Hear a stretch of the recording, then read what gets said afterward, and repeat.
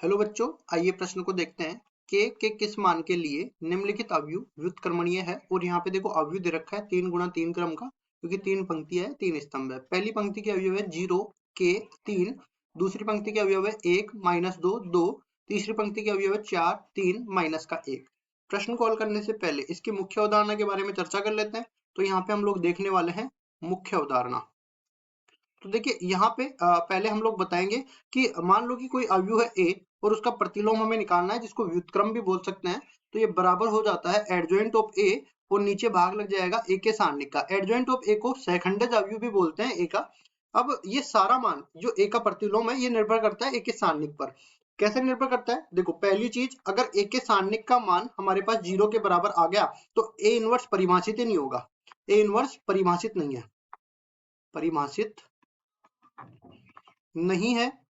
इसका मतलब जो ए है वो व्युत्क्रमणीय नहीं है। अगर व्युत्क्रम परिभाषित नहीं होगा तो व्युत्क्रमणीय नहीं होगा। दूसरा, अगर ए का जो सारणिक है उसका मान 0 के बराबर नहीं आता है तो हम लोग यहाँ पे कहेंगे कि ए इनवर्स परिभाषित है, परिभाषित है। अब देखो सवाल में हमें क्या बोला है कि के किस मान के लिए अवयव व्युत्क्रमणीय है। मतलब अवयव का जो प्रतिलोम है ये व्युत्क्रम है, वो परिभाषित है कब? जब ए के सारणिक का मान 0 के बराबर नहीं होगा। तो हमें इसका सारणिक का मान 0 के बराबर नहीं करना है और तब के का मान निकालना है। तो क्या करेंगे, पहले तो हम उठा के रखेंगे। पहले इस पूरे अवयव को मैं ए के बराबर मान लेता हूँ और ए के सारणिक के रूप में इसको मैं लिख लेता हूँ। तो ये आ जाएगा 0 के 3, 0 के 3, फिर आएगा अपने पास 1 -2 2, 1 -2 2, और अगला आ जाएगा 4 3 माइनस का 1, 4 3 माइनस का 1। इसके सारणिक का चिन्ह लग जाएगा और देखो पहली पंक्ति के सापेक्ष इसका विस्तार हो जाएगा। और यहाँ पे एक चीज और जानते हैं कि जिस भी पंक्ति या जिस भी स्तंभ के सापेक्ष हम लोग प्रसार करते हैं उस पंक्ति या स्तंभ के अवयवों को संगत सेखंडों से गुणा कर देते हैं। ठीक है, तो सेखंडों से गुणा करना पड़े तो मैं प्लस माइनस प्लस यहाँ पे चिन्ह लगा देता हूँ। इसका मतलब ये है कि उनके अवयवों को संगत उपसारणिकों से गुणा करना है अब हमें। तो पहली पंक्ति के सापेक्ष का प्रसार कर रहा हूँ और साथ ही साथ हमें इसके अवयव का मान 0 के बराबर नहीं रखना है। तो देखो 0, फिर आगे देख लेते हैं इसकी पंक्ति और स्तंभ को छोड़ते हैं और बाकी बचे हुए अवयवों का सारणिक ले लेते हैं। -2 को -1 से गुणा करेंगे तो प्लस का 2 आ जाएगा। इसमें से घटा देंगे इन दोनों का गुणा, जो कि है अपने पास 6 के बराबर। तो 2 माइनस का 6। फिर आगे बढ़ते हैं और के साथ माइनस का चिन्ह पहले से ही हमने लगा दिया है। इसकी पंक्ति स्तंभ को छोड़ेंगे, 1 और -1 और इसमें से घटा देंगे 4 और 2 का गुणा, जो कि -8 के बराबर होता है।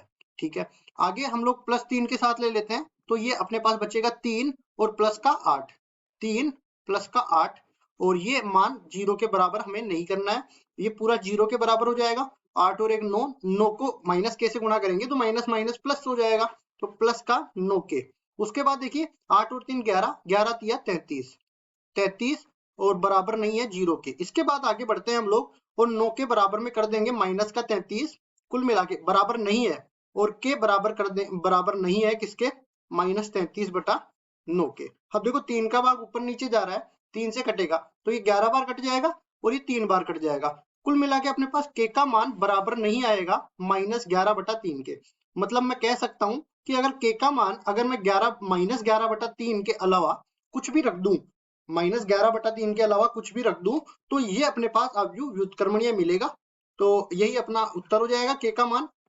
आशा करता हूँ ये सवाल आपको समझ में आया होगा। धन्यवाद।